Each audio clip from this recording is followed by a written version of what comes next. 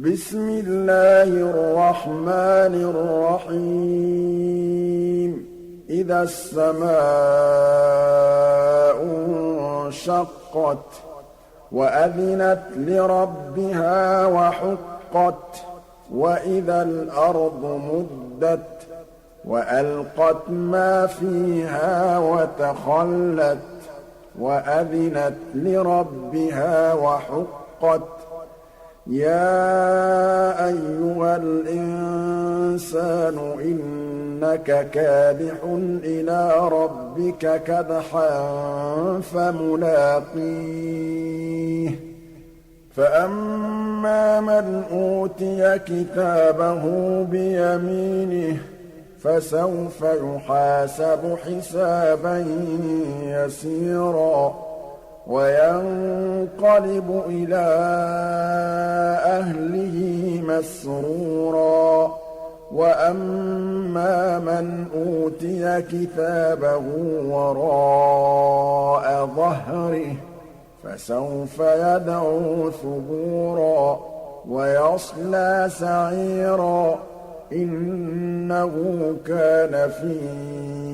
أهله مسرورا إنه ظن أن لن يحور بلى إن ربه كان به بصيرا فلا أقسم بالشفق والليل وما وسق والقمر إذا اتسق لتركبن طبقا عن طبق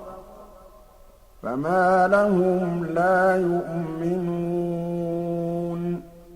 وإذا قرئ عليهم القرآن لا يسجدون بل الذين كفروا يكذبون والله أعلم بما يوعون فبشرهم بعذاب أليم